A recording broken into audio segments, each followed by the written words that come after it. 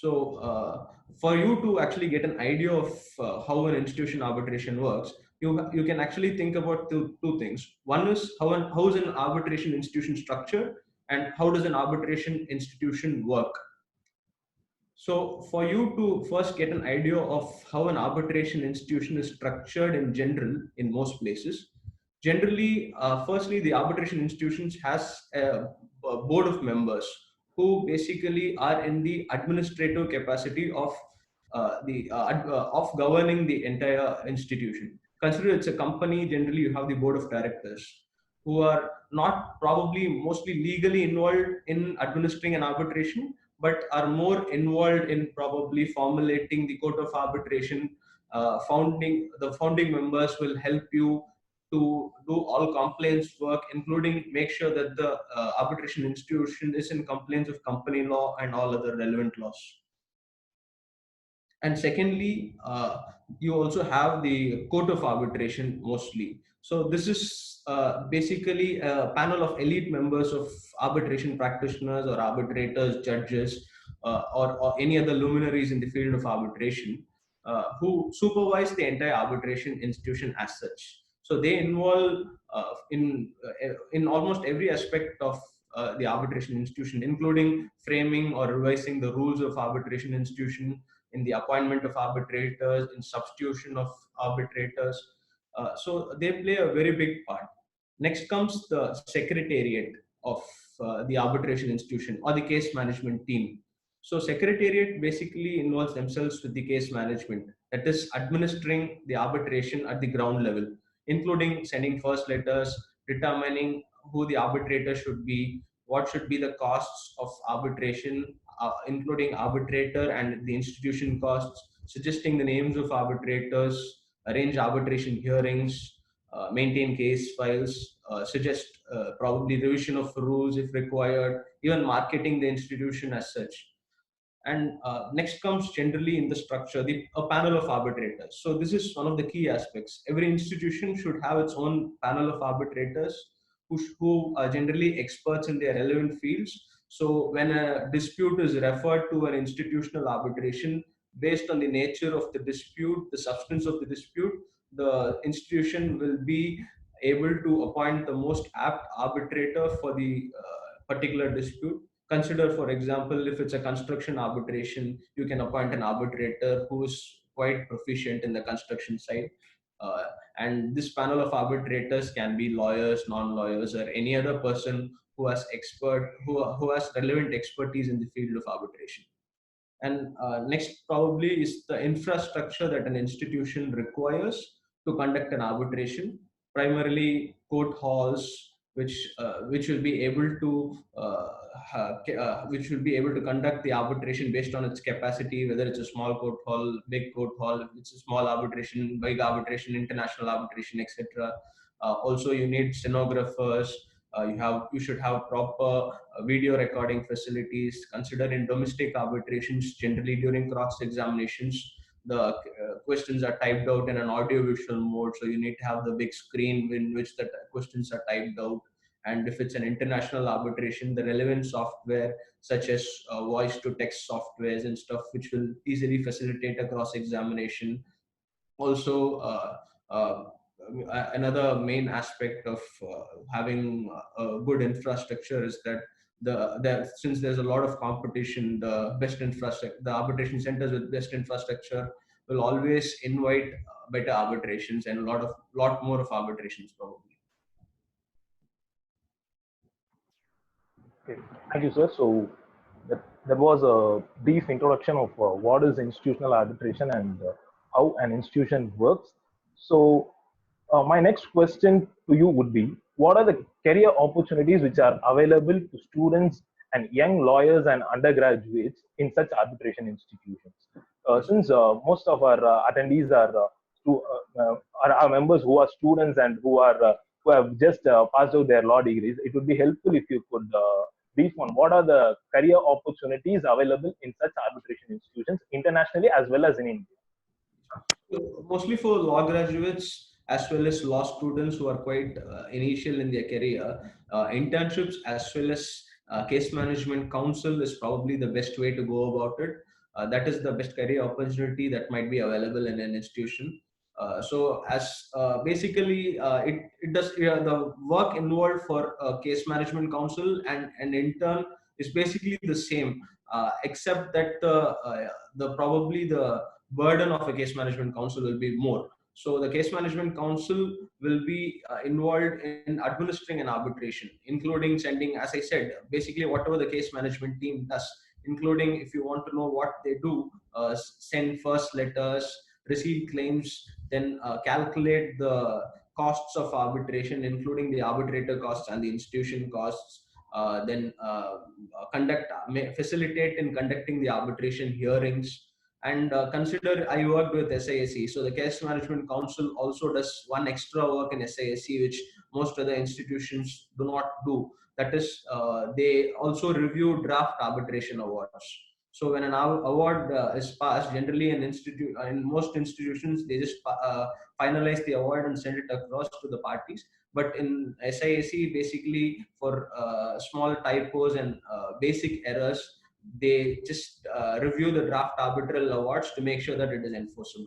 And an intern will help the case management council in most of the in probably the similar way. So when I was an intern back with SISC, so I helped the case management council. I did all the work of a case management council, except that I was supervised by a case management council, and I had to report to the case management council. There'll be and also a lot of research is also involved for both case management council as well as an intern. So you need to be aware of the rules of various institutions to make sure that your institutional rules is also the best there is. So, and also the relevant latest laws and arbitrations that are passed that might be significant to any arbitration.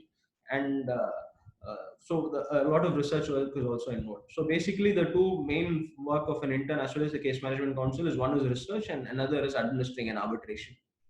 And probably for a person who's quite young and early in their career, an internship or counsel in their case management team will be the best way to go about it. Okay, so in the same line, how does one carry on from there? So you start off a career in an arbitral institution as an intern or a case counsel. So how can one travel? How does he become a higher authority in the same institution? Can you address that? Yes. So basically, when you're part of the case management team in an institution, your awareness as well as the knowledge of arbitration will always increase. So generally, if you see all over the world, the case management councils are not generally, they do not stick on to an institution for long. So after a few years, if you are thinking arbitration as a career, you will probably be interacting as well as communicating with so many law firms and practitioners across, because your institution is going to be taken up for conducting an arbitration. So generally, for you to probably move on to the next level, you can actually get into an arbitration team of a law firm or a practitioner. So that generally how it works, because as a case management counsel, you are always more inclined to interact with the law firms more than anyone else. And probably if you want to join a company or something which comes as a party to the case management, a party to an arbitration institution, that is also possible. But companies more often do not have an exclusive arbitration team. So probably as a legal counsel with a lot of expertise in arbitration, you might be a very good candidate for you to get yourself appointed or as an in-house counsel in one of the companies. Okay, so that in institutional arbitrations, there's a huge amount of cost involved, right? So where does this cost get apportioned into within the institution? So what are the things the parties pay for, and what are the things the parties don't pay for, and what are included in the cost of arbitration? Okay. So firstly, for you to get an idea of the costs involved in institutional arbitration, you can also think about the costs involved in an ad hoc arbitration. So just to know the difference. So in an ad hoc arbitration, the parties usually spend for the arbitrators, the counsels, as well as the rooms. These are the three things which generally the parties spend a lot. So when it comes to institutional arbitration, one of the costs that is added on is primarily the institutional cost. So institutions charge you a sum of money based on your claim for you to conduct, for the institution to conduct your arbitration. So this is the costs involved in an institution arbitration, which is absent in an ad hoc arbitration. So this cost will generally include, as I said, the entire administration of a particular arbitration, the entire process. So for you to pay a particular fee, a particular case management counsel will generally be assigned to that particular arbitration, and that case management counsel will generally be in charge of administering the entire arbitration from the start till the end. But the costs involved in arbitration institutions are generally different from each and every institution. In whatever way the institution wants to structure their cost, they can structure it in any way they want. For example, you can probably put in a lot of other fees, allied fees, such as the miscellaneous fees, such as stenographers or for the audio video equipments that are needed into the institution costs. But generally, they are not done so because the allied costs are always different for each and every arbitration. So you cannot determine those costs in the beginning.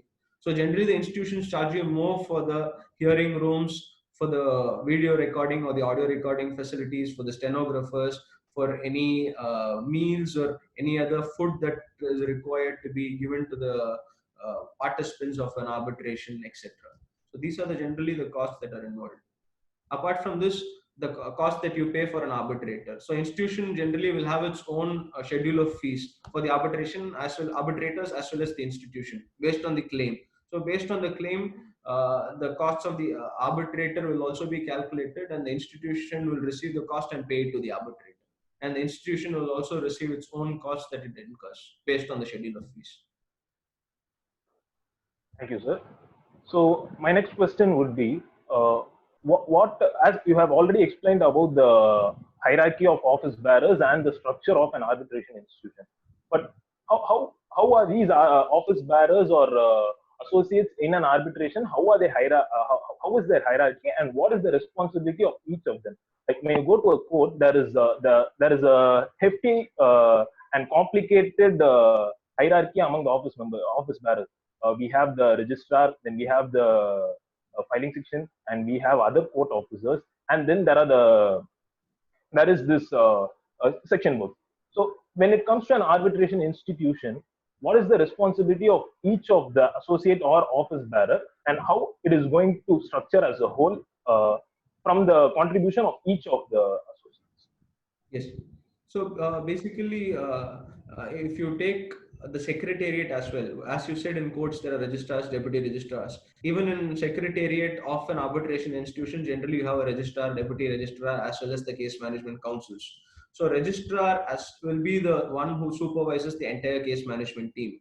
So the deputy registrar comes next in line. So all the case management councils will generally report to the registrar, and based on your own internal rules, will actually take up an arbitration and communicate to the arbitrators after going through the same with the registrar or the deputy registrar in it. So in respect to secretariat, the hierarchy in such a way that the registrar who supervises the entire arbitration, then the deputy registrar, generally this is the case. So because each and every institution has its own structure. So then comes the deputy registrar who reports to the registrar and who comes next in line. Then comes the case management councils, who all in combined report to the deputy registrar as well as the registrar.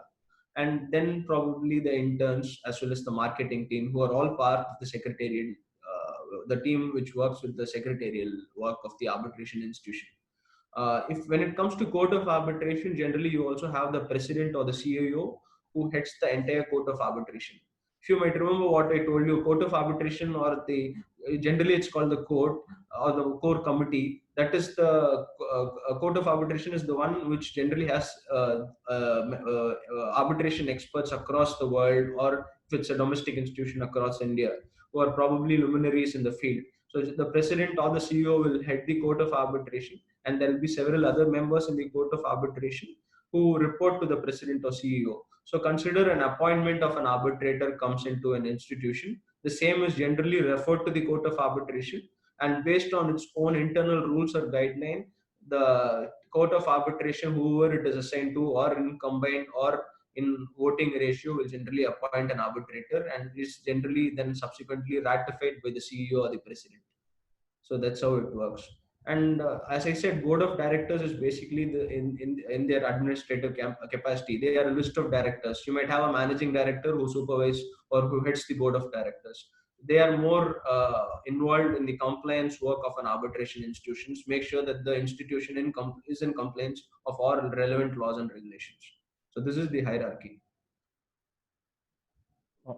So I would like to ask a question with regard to the scope. So if I am aspirant in ADR practice or I want to work in an arbitration center, so where do you think I should reach out of first? Like, let's talk about post-corona scenario, right? As of now, we can't apply for lots of international institutions. So assuming we are in a normal stage right now, where do you think aspirant should apply, and what types of institutions he can apply to? Why do you think an aspirant should apply for an institution? Yeah, like where should he apply and how should he apply to it? Okay. So basically, if you're a law student, as I said, you have no other go probably but to apply for an internship in any institution. So you generally there's a careers link in most of the institutions. You can, if there's a vacancy, you can directly apply to a vacancy. There is no vacancy, and if there's an email ID given, you can you can generally email to the relevant person there in an institution and ask for an internship. And if you are a graduate, you can definitely again check their websites for vacancies, uh, as well as generally you can just inquire about any vacancies there in the relevant given email IDs in that particular institution and apply. Why you should apply is generally a different scenario. So I think personally it's always very good to see the other side of the table. That is how to know how an arbitration institution works, for you to get a better perspective of the arbitration practice in general. So generally, if you have two things, which generally is that one thing is you will always have a good knowledge of how an entire arbitration proceedings as well as the center works and how a center administers an arbitration. At the same time, if you're part of an institution, you're bound to do a lot of research in arbitration, and your knowledge of arbitration as such will generally improve. And well, third one is also arbitration institutions, as I said, is always a stepping stone. So when you probably go into an arbitration institution, it will be easier for you to launch your career into arbitration practice, maybe in a law firm or with a practitioner or any other field that you want. So why you should do is because generally it is a stepping stone for most people. Definitely, sir. Thank you. So my next question would be, in the present scenario, there is an alarming need for ODR, that is online dispute resolution. Everywhere, every institution is now seeking towards online dispute resolution and virtual hearings of arbitration proceedings. So, in your view, what is the future of ODR with respect to institutional arbitration, and how an arbitration institution, what all activities should it take up in order to promote ODR and successfully enforce it? So amidst the crisis of COVID-19, almost all practitioners as well as the institutions, even courts are trying to implement dispute resolution through video conferencing and other online facilities. So definitely ODR has a very good future. Even now, even sans COVID-19, a lot of arbitrations are still done ODR and by ODR, and ODR itself is a separate mode of conducting an arbitration now. So the future of our ODR is definitely bright, and definitely institutions will probably do an inspection of their own facilities as to how to make better of the facilities for conducting an ODR in their institutions. Now it's the best time, and I'm sure the future will hold a lot more arbitrations through ODR. Definitely there are a lot of advantages as well as disadvantages of an ODR. So a few probably advantages is because it saves a lot of costs. So for the parties to travel to various states or countries for conducting an arbitration, you can probably reduce those costs, as well as generally even for holding hearing rooms, the hearing room costs will probably be again reduced. But there are also a lot of disadvantage. One of the big thing is for us to be in India, there will be a lot of technological barriers. So some places might not have enough technology for you to conduct arbitrations through ODR. And also you will never, a lot of things consider, if it's just document only arbitration, arguments are always easier to do through ODR. but consider examinations and cross examinations come in, the tasks becomes much more difficult when you're doing an ODR arbitration. You'll not know whether the other side is being coached by an arbitrator, like how they do in rooms. They can probably have a placard just behind the video screen showing them the answers, so you never know whether they are being coached or not.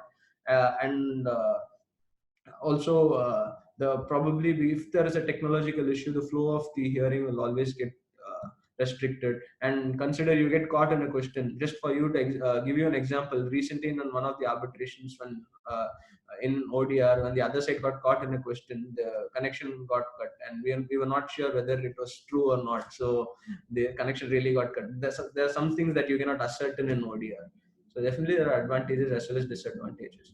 And for an arbitration institution, it should definitely look into improving the ODR facilities, because definitely that's going to come in a lot in the future. So for you to have good ODR facilities, one thing that you mainly need to have is a good software as well as hardware of conducting video conferencing facilities in an institution. So that's one of the main things. And how to do it remotely, consider the arbitrators are situated elsewhere.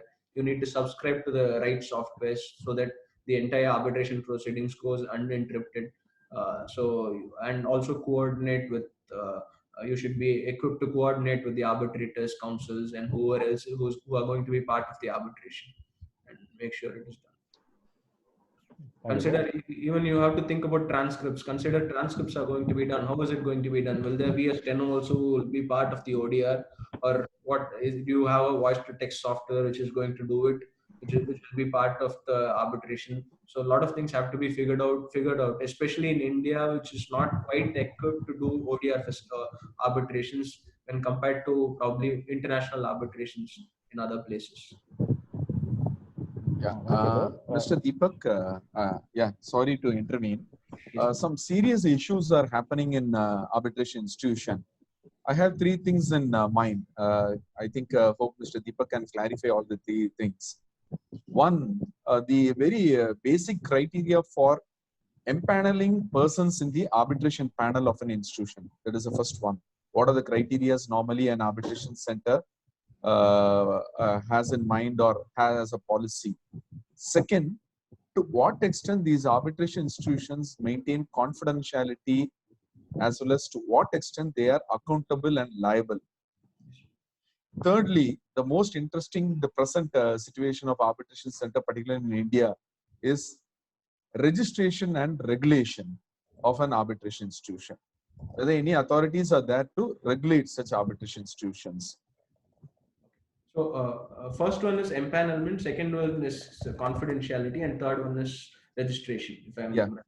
So in respect to empanelment of arbitrators, there is no one size which fits all. So each and every arbitral institution will always have its own empanelment criteria. So generally how it is done is, for you to get empaneled, the institution sees how many years of experience you have. Consider your first. Let me talk about empaneling a lawyer or someone who has some qualifications in the field of law. So for you to get empaneled, how many years do you have experience as a lawyer? Then probably how many years in arbitration as such, and also how many years, how many arbitrations have you presided over as an arbitrator as well as counsel? These three criteria are one of the main things. Also, arbitral institutions also look for accreditations, like whether if KFCRA conducts its own accreditation. So if you're going to be a member of AAP, the course structure, whatever in which way KFCRA conducts, if you're qualified and if you're a member of KFCRA, maybe you have a better advantage. There is also other accreditations like such as CR, whether you are an associate member, fellow, or a chartered arbitrator. Based on your particular accreditation as well as the status of your membership in that particular organization, you might have a better chance to get empaneled as an arbitrator. And if you're thinking of non-lawyers, again, it's completely up to the institution. So if you're going to take if you're going to empanel area-specific arbitrators, consider in the field of construction or maritime or any other field, how many years of experience does that particular person who's a non-lawyer have in that particular field, and whether is he equipped to preside over an arbitration as an arbitrator. So even if he has good knowledge, he or she definitely any award given by it should be in accordance with all the law and should be enforceable. That is one of the main things. So a lot of other criteria have to be taken into account as well. And our own 2019 amendments have specified a lot of qualifications for an arbitrator as well, which has not still been notified. So let's see how that is going to work. And secondly, coming to confidentiality on arbitration, the 1996 Act already has a confidentiality clause, and a lot of arbitration rules as well have its own confidentiality clause in place. So, an arbitral institution, along with arbitrators, parties, as well as councils, should probably always maintain confidentiality, and any probably violation of a confidentiality provision or any subject matter, an arbitration institution definitely may be subject to any court or legal proceeding against the institution for violation of confidentiality provision. So an arbitration institution should take utmost care to ensure confidentiality of the arbitral process. And thirdly, in respect to registration regulation, most generally arbitral institutions are registered as a not-for-profit organization. So registration can be done in any mode. If you're going to register the arbitration institution as a company, you can definitely do it as a company, or in any other field such as an LLP. It's completely left to the arbitration institutions to incorporate the institution in any way deems fit. I don't think there's a specific regulation for you to register an arbitration institution yet, but you should definitely make sure, probably consult with the relevant chartered accountants and company secretaries to ensure that you're in compliance of all the laws. Unless you have some further questions on this particular thing.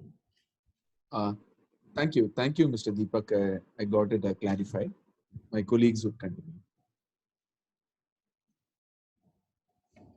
Definitely, sir. So the end product of any dispute resolution is the remedy sought, and apparently in arbitration, it is the award which is pronounced by the tribunal. So when it comes to award, what is the enforceability of award which is sought in an institutional arbitration? As we know, in ad hoc arbitration, the enforceability of awards is governed by the statutory rules pertaining to the Arbitration and Conciliation Act.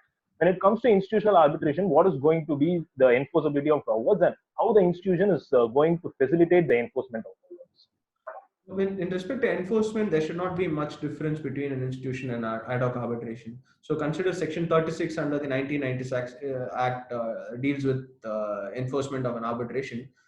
Any award passed under an institutional arbitration will also be enforced under Section 36. There should not be any difference. And if it's an international arbitration, there's generally always the New York Conventions, to which most of the countries across the world have signed and ratified. So even in respect to an enforcement of an international arbitration using the New York Convention, any party of any country can definitely go and enforce its award in any other country. And here in India, in respect to domestic arbitrations as well, an arbitration award of an institution, there should not be any difficulty in enforcing it, even when compared to an ad hoc arbitration. So the enforcement mechanism is generally pretty much the same for both arbitrations, whether it's ad hoc or institution. Okay, sir. So my next question will be, so when does a case be submitted to an institutional arbitration center? So should there be a clause, or what should be specifically mentioned in the clause? For you mean at the initial stage when filing a claim? No, not claim as such. For a case to go into institutional arbitration to a particular center, so that's one of the fundamental things to which an institution will generally have to concentrate. Because for you to go into an institution arbitration, an arbitration clause should definitely have the institution's name in it, which says that any particular arbitration will be resolved or administered by a particular institution. So that to categorize that particular dispute into an institution arbitration. So basically, there are two different types, as you all know, ad hoc and institution. Consider it's an ad hoc clause. It will be any reference to an institution will be absent in that clause. More often, generally, it just says under 1996 Act, or it's even silent by saying any disputes will be governed by arbitration as such. Consider if it's an institution, consider you want to put in KFCRA as an institution. which governs a particular arbitration. The clause should definitely specify any or all disputes. The usual clause shall be resolved by an arbitration under the rules of KFCRA and administered by KFCRA in any way. Generally, institutions will have its own standard clauses in their website for the parties when they sign a contract to put it into their contract. So it's always fundamental for parties to put in institution's name in its arbitration clause when signing a contract. And it's very important for institutions also to go and reach out to parties to ensure that their institution's name is put across in their contract, so that any dispute which arises after the contract will be administered at a later stage by the institution. Okay, so thank you. So what do you think is the scenario of institutional arbitration in India right now? So what can centers in India do to reach the international level or be at par with other international institutions? So India as such today is more ad hoc friendly than institution friendly. So most arbitrations in India are still conducted ad hoc, and institutions generally are used only for probably giving arbitration facilities such as hearings or stenos or video facilities, whatever, in their particular institutions. So parties still opt for 1996 Act and ad hoc arbitrations here inside India, and parties are yet to move to the institutional phase, even though the the recent laws as well as the amendments are more inclined towards pushing institutional arbitrations upfront. In fact, even the recent 2019 amendments, the appointment methodology is going to go to an institution under section 3, if I'm not mistaken, of the amendments, whereby instead of going to courts, the parties will go to an institution to get an arbitrator appointed if they don't agree for an arbitrator within themselves. And the 2019 amendments also specify that there's going to be an arbitration councils which is going to have experts in the field of arbitrations, and the arbitration councils are going to look into various institutions in different states and are going to appoint those institutions as the appointment centers of particular states. So arbitration councils will firstly recognize the institutions, and the institutions, in case of a dispute, will appoint an arbitrator. So that's how it probably will work. But that particular provision is still not notified yet in 2019 amendments. We'll have to wait and see how it is going to work in the future. Okay, so definitely. Speaking about the Arbitration Council of India, which has been proposed in the 2019 amendment, what is your perspective with respect to this Arbitration Council of India? Whether it is going to promote institutionalization of ADR, or is it going to be going to be a negative factor for institutional arbitration and other institutional ADR mechanisms? It should not be a negative factor, probably because still, even though it formulates arbitration councils as well as recognized institutions, mostly they are still for ad hoc arbitrations. So consider if the parties in an ad hoc arbitration, they do not agree on an arbitrator, instead of going to courts and probably spend months or years together in time just to get an arbitrator appointed, they can in turn seek an appointment from the institution which the arbitration council recognize and get an arbitrator appointed immediately. This will not only lessen the burden of courts in respect to appointment of arbitrators applications, but also quicken the process of appointing an arbitrator. And in respect to institutional arbitrations, the parties will definitely have to sign a contract which comprises an institutional arbitration clause. So the advent of an arbitration council should not in any way adversely impact an institutional arbitrations as such. And another thing, probably a good advantage, is that every institution will have to probably do an introspection of their own facilities, rules, and make sure that it is in top notch. And probably this will definitely increase the quality of arbitration institutions which are already there, and also will root out all the institutions which do not have sufficient facilities to conduct an arbitration. Definitely, sir. So I think we are done with our questions. So we'll move on to the questions asked by the attendees, if you don't mind. Yes. So the first question asked us by Mr. Shanmugadev. Hello, sir. Speaking on the institution and your own experience in SIAC, several other regional arbitration centers, can you please point some major difference between SIAC and institutions in India? Institutions in India. Yes. I think we've covered this answer in the questions as well. Do you want to add on to this question?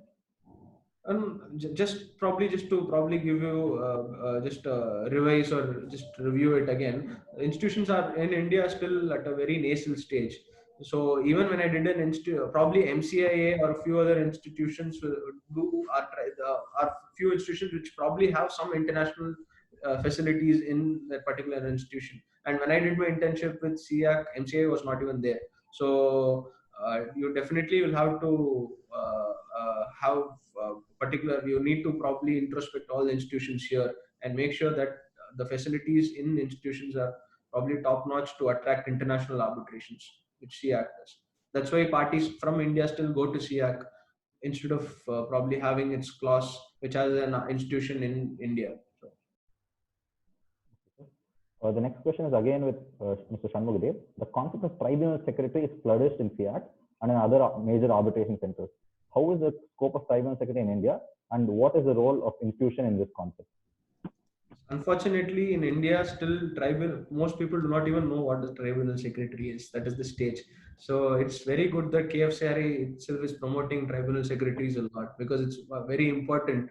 Tribunal secretary basically acts as a secretary to an arbitrator or the tribunal and assists the arbitrators to conduct an arbitration. So it will definitely be a stepping stone for you to become an arbitrator in future, and you will have a thorough knowledge of what an arbitration process, what is involved in an arbitration process, and as well as how to conduct an arbitration, render an arbitration award. You'll be involved in almost from A to Z in an arbitration. So in SIAC definitely has a lot of provisions in respect to tribunal secretary, but unfortunately in India you do not have a set of specific rules which are formulated by institutions in respect to tribunal secretary. So definitely it is required for various institutions to make aware of what a tribunal secretary is, as well as the advantages of tribunal secretaries in India in order to promote it more. But probably one of the disadvantages is still India still holds a lot of arbitrations which are still low stakes, and the parties may not be able to afford a tribunal secretary in addition to paying the fees for an arbitrator. The next question is by Mr. Kavin Shakti. Whether the case management person and the tribunal secretary are the same or different? Case management counsel and the tribunal secretary are the same or are they different? No, they're completely different. Basically, tribunal secretaries assist the tribunal in conducting an arbitration, but case management counsels works with an institution. So tribunal secretary is basically act in respect to arbitration proceedings. A case management counsel will not get himself or herself involved in an arbitration proceedings as such. Administering an arbitration is different from conducting an arbitration proceedings. So administrate an arbitration involves, as I said, receiving the claims, sending notices to arbitration or the first letters, ensuring what are the costs, what is the fee structure that is going to be determined for the arbitrator, what are the costs involved for an institution, then probably appointing an arbitrator and conducting an arbitration, keeping the case file in respect to the entire arbitration. And everything is done mostly from the offices of the institution. But tribunal secretaries, on the other hand, will be part of the arbitration hearings in many cases, and will also oversee the arbitration proceedings and will help or facilitate the arbitrators to conduct the arbitration proceedings. Okay.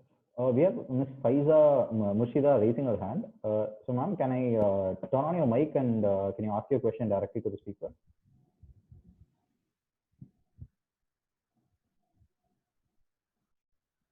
Hello,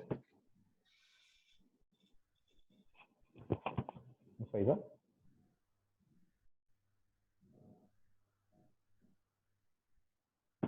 Okay, so we're not able to connect to her properly, so we'll come circle back to her again.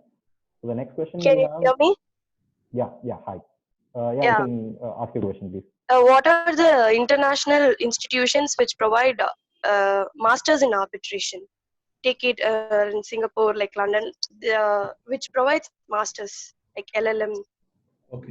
So basically, arbitration institutions as such, they do not provide masters in law in respect to arbitration. Still, universities provide LLM courses, but some universities maybe have a better link to some institutions locally, So if you study in that particular institutions, it might be easier for you to a particular institution as in the university.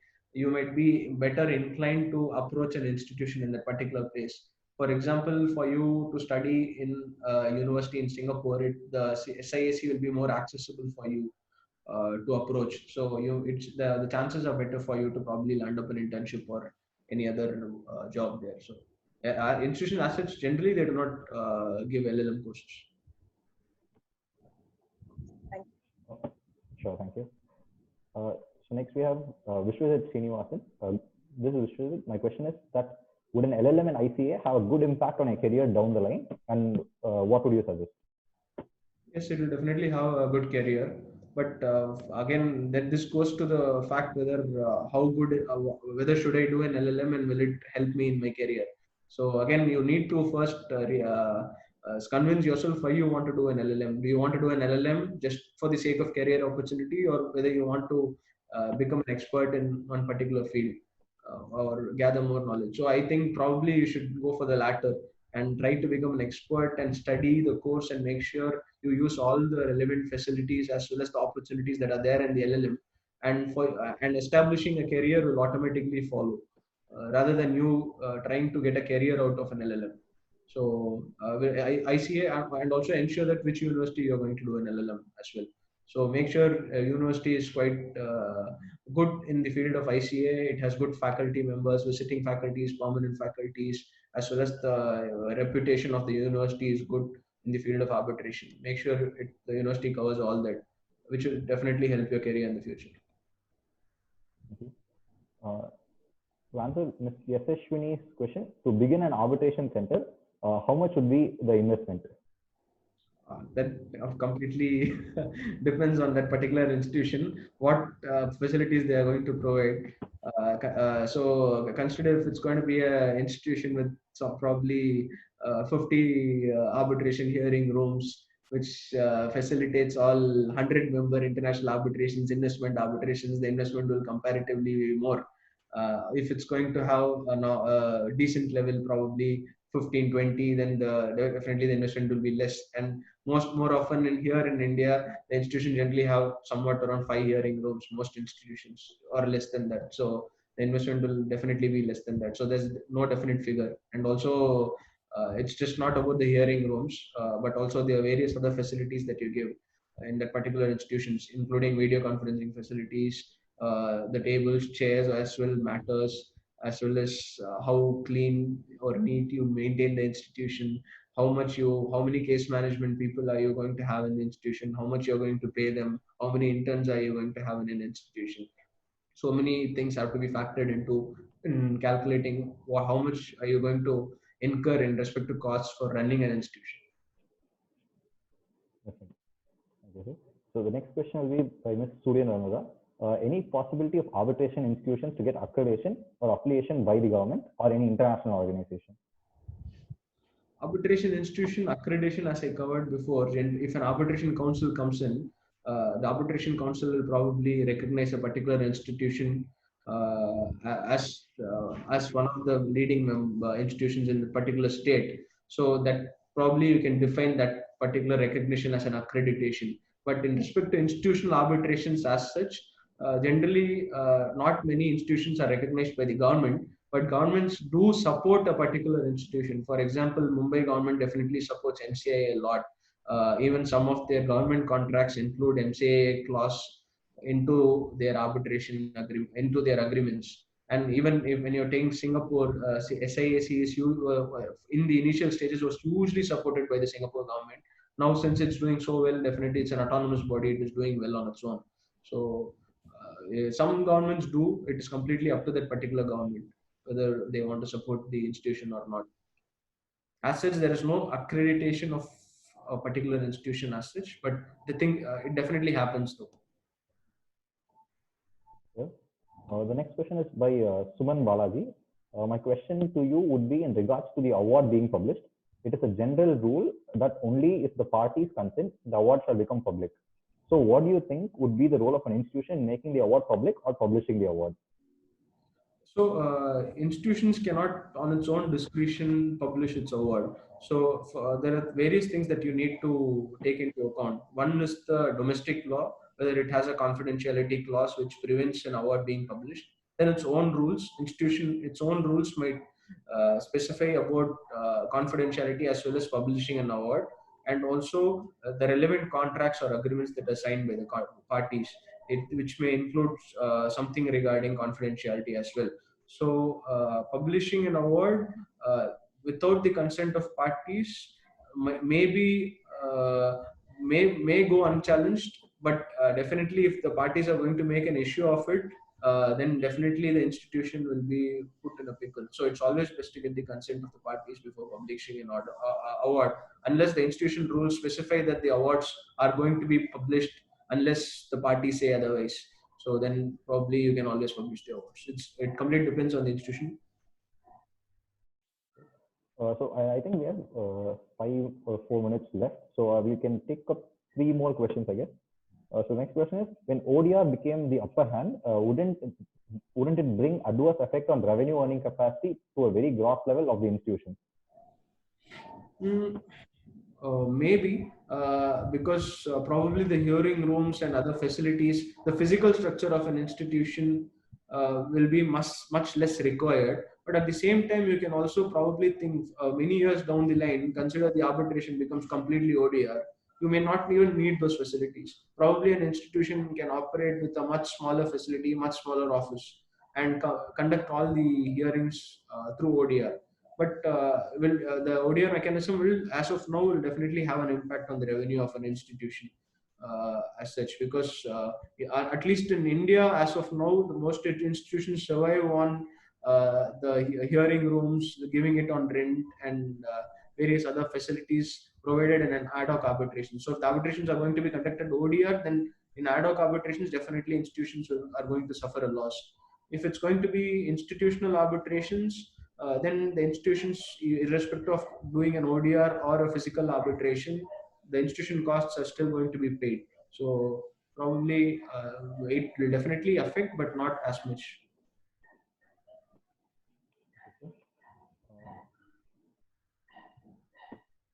So we have another question. Sir, as you said, if parties are unable to decide on one particular arbitrator, then the court may ask the institution to appoint one. So my question here is, the role of the institution ends with the appointment of the arbitrator, or they carry on the rest of the functions as well? This is like Kritika Bandha. So their role generally ceases with the appointment of arbitrator. So as I said, still, even though the arbitration acts provide for institutions to appoint an arbitrator, still it's an ad hoc arbitration. So the arbitrators as well as the parties conduct mostly the arbitration themselves. So the role of institution, even when appointing an arbitrator, should end at that stage itself. In respect to that Section 3 of 2019 amendments as such. I guess this will be the final question of the evening. A follow-up to the question to that, assuming that the parties consent to the award going public, would the award be published only in the institution's website, or is there any common forum for publication of awards? That completely is again up to the discretion of the institution. If they have a particular place where all the awards are going to be published, they can, but generally they are not done in such a way. Still the arbitration, the awards are still published in journals and other big magazines, arbitration law reporters and stuff, whereby the awards are generally being published in those journals. And the websites as such probably cannot have all the arbitration awards inside the websites itself. So generally it's not done in that way, but you can always do it because it's the discretion how you are going to the structure as well as the formulation of an arbitration institution. It's completely up to them, so they can structure it in any way they want. Thank you. I think we can squeeze in one last question. I found this interesting. What happens if a party defaults or disobeys an order made by the arbitrator? But sorry, it's not audible. Sorry. What happens if a party defaults or disobeys an order made by the arbitrator? But we can answer this in perspective of the institution. So if there's an institutional arbitration and a party defaults in that arbitration, so what the role of the institution in the same scenario? Defaults, as in, it depends on what the default is. So consider if it's going to be a procedural default, and if the arbitrator is going to can handle that particular default themselves and order some sanction. See, consider if it's going to be, for example, a delay in filing the statement of claim or a statement of defense, not the claim as such. So probably the arbitrators can decide that they're going to proceed the arbitration without the statement of defense being filed. But if it's going to be a default in payment of fees for the arbitrator or the arbitration institution, the arbitration institution can always say that they are not going to go forward with a particular arbitration until the costs are paid. So it depends on what the default is. Okay. Okay. So I think we have reached the time for closing. So I think thank you, Mr. Deepak Narayan, and thank you, Mr. Ingovijan and Sharat Kumar. Had a wonderful session. And as for the unanswered questions, you can please contact us to kfcri.adr@gmail.com. We'll be sending a mail after this. And I guess the panelists would, if they have the time, so to answer the questions via word. Sure. So, Mr. Ingovijan. Thank you, Mr. Deepak Narayan. In this remote session of this webinar, we are happy to hear from you a lot of information about institutional arbitration. I think it is really a good start for KFCRI, particularly make the maiden session with you. And the insight, what you have given on the institutional arbitration, particularly on the new concept of court of arbitration. Normally, we have an approach that court means it's only the constitutional courts, not the civil courts or the trial courts. But we are given a different perspective that an institution also has a part, a secretariat as well as a court of arbitration. Really is an eye opener, particularly when with what your experience or exposure, what you got from the Singapore International Arbitration Center. I think this is a great beginning for KFCRI and its well-wishers and the beneficiaries to take this message forward.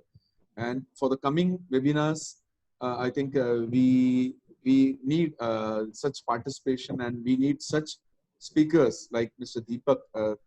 Hats off for you. And I take this opportunity on behalf of KFCRI. I just convey my Tamil New Year wishes 2020. Thank you. So thanks a lot for inviting me, and also I like to thank KFCRI for having me, and also all the participants to patiently hear the webinar as well as ask very interesting questions, which I hope I would have answered to some extent. So thank you. Thank you, everyone. So after this, we'll be continuing along with the webinar sessions in the next following week. We'll reach all of you via email. You can please register and join via Zoom. Thank you.